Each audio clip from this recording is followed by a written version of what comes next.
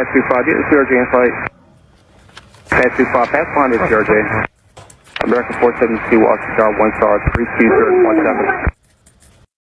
Ce mercredi, peu avant 21h, un drame frappe Washington. Le bilan de cette tragédie est resté inconnu pour l'instant, mais l'espoir de trouver un quelconque survivant est infime. Un avion de ligne de American Airlines, percuté par un hélicoptère militaire en vol d'entraînement, s'écrase ensuite dans le fleuve Potomac, situé à proximité de l'aéroport Ronald Reagan de Washington. À bord de l'avion, 4 membres de l'équipage et 60 passagers. À bord de l'hélicoptère, 3 militaires. Des témoignages qui font froid au dos.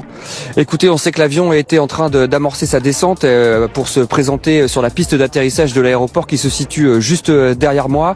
Et c'est à ce moment-là qu'il a été percuté pour une raison encore inconnue par cet hélicoptère de l'armée. Ce que l'on sait, c'est qu'il y avait 60 passagers à bord de cet avion de ligne, plus 4 membres d'équipage. À l'intérieur de l'hélicoptère, il y avait 3 militaires. Ça veut dire 67 personnes au total impliquées dans cette collision. Ces 67 personnes sont évidemment activement recherchées. Une immense opération de secours a été immédiatement lancée avec des dizaines et des dizaines de véhicules de police, de pompiers, de secours dont vous voyez les gyrophares d'ailleurs ici au niveau de l'aéroport, mais également de l'autre côté de la rive, de l'autre côté du Potomac. Il y a aussi un appui aérien extrêmement important avec au moins 2 hélicoptères qui quadrillent et qui tournoient au-dessus du Potomac en permanence. Ils sont munis d'un projecteur extrêmement puissant pour essayer de retrouver la carcasse ou des potentiels survivants. Et puis il y a bien sûr des bateaux, des gardes-côtes, très nombreux également, des dizaines et des dizaines de canots,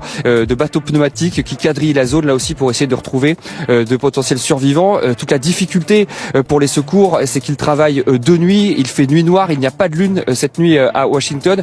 Et vous voyez le Potomac derrière moi, c'est une immense masse sombre, la visibilité est nulle, ce qui évidemment complique énormément les opérations de secours. Le dernier point, c'est qu'il fait particulièrement froid. Ici à Washington, on est en plein hiver, l'eau est à 5 degrés maximum, ça veut dire que les chances de survie dans une eau à cette température sont très infimes. Il faut travailler extrêmement vite pour retrouver d'éventuels survivants, ce qui paraît extrêmement compliqué à cette heure. D'après le Washington Post, à ce stade, aucun survivant n'a été retrouvé, mais seulement 4 corps qui ont été repêchés par les secours. Il faudrait rappeler, Antoine, les circonstances de cette collision. L'avion était en phase d'approche. C'était un avion d'ailleurs de moyenne capacité, un avion de type bombardier. Il était en phase d'approche dans un ciel où le trafic aérien est très important. Quand a surgi, et évidemment on ne sait pas pourquoi puisque l'enquête est en cours, cet hélicoptère militaire.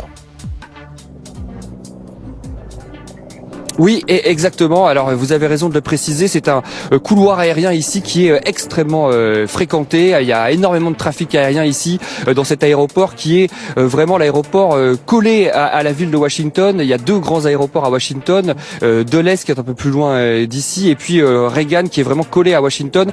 Et c'est l'un des couloirs aériens les plus fréquentés des États-Unis. D'ailleurs, il faut savoir que l'an dernier, il y a déjà eu 8 alertes pour des avions qui s'étaient rapprochés trop dangereusement l'un de l'autre, donc 8 alertes à la collision, heureusement sans accident, mais pour une raison qui reste encore à déterminer. Et effectivement, il y a eu cette collision hier qui surprend tous les spécialistes parce que normalement, il y a des systèmes d'alerte automatiques pour avertir les pilotes des 2 appareils qu'ils sont sur des trajectoires dangereuses et qu'il y a un risque de collision. That was sort of the signal we had to start going there, but they're all checking to make sure that the feeds are working, the microphones are working there. And I can imagine, maybe they'll take some questions. I would imagine whatever question they can answer. I don't know. I mean, right. Yeah, because we still want investigation to get through. So preliminary that. All right, let's listen.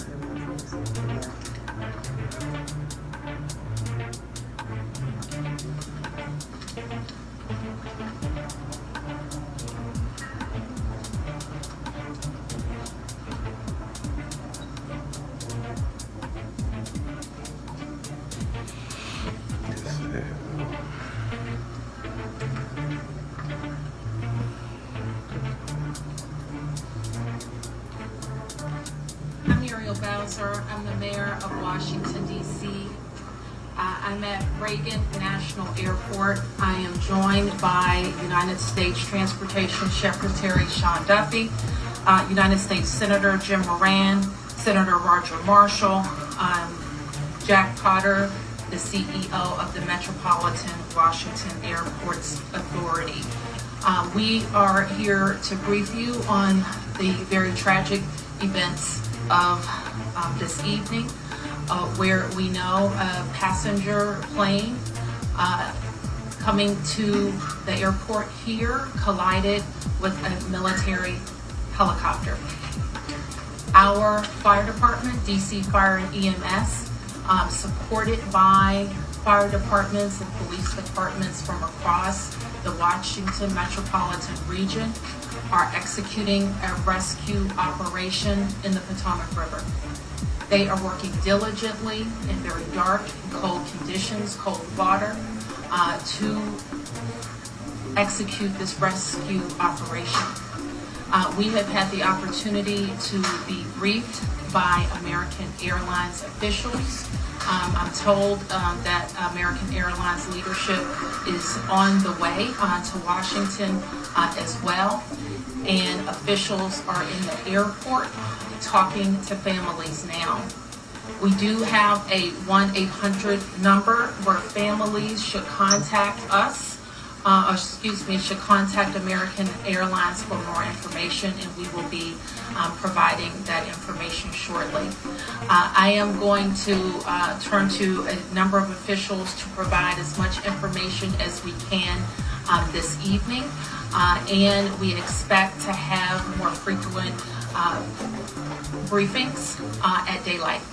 So with that, I'm going to turn to Secretary Duffy.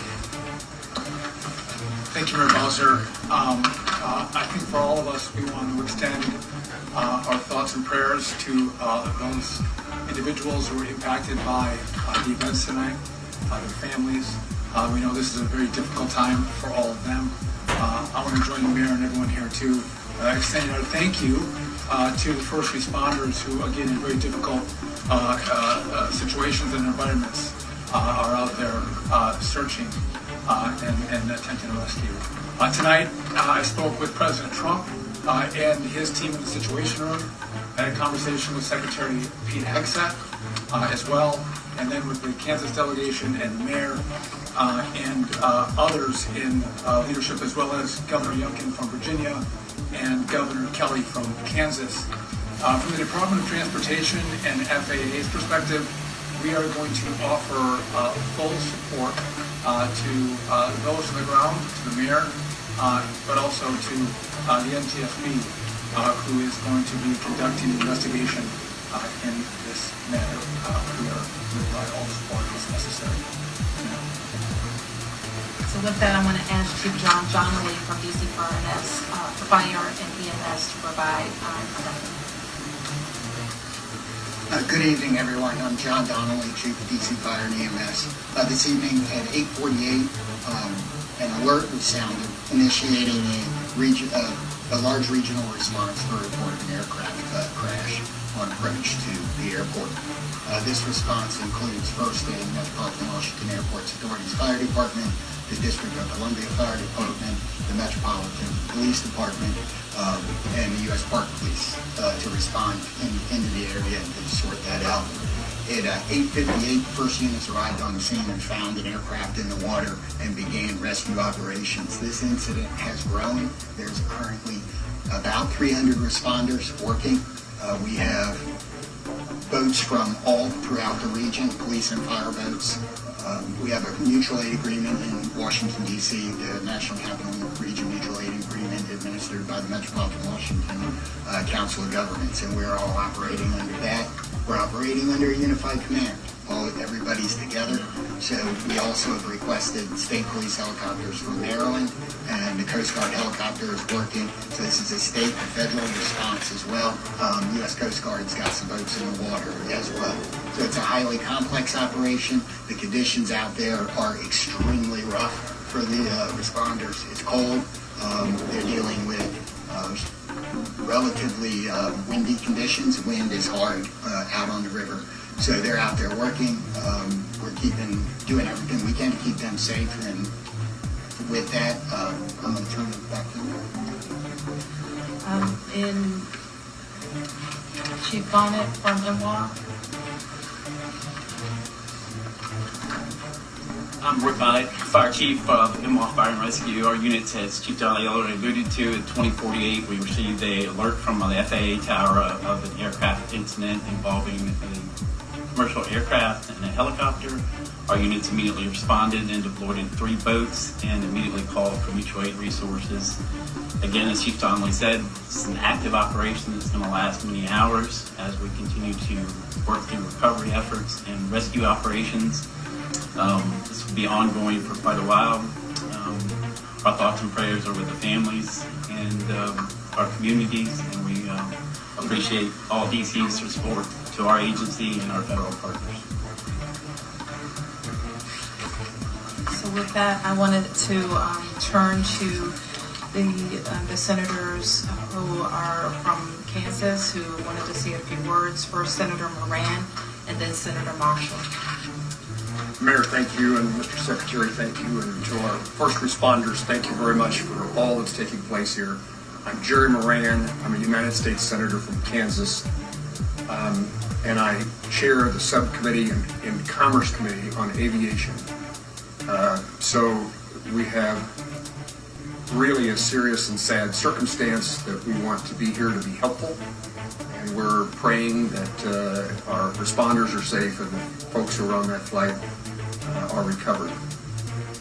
The circumstance I would describe is that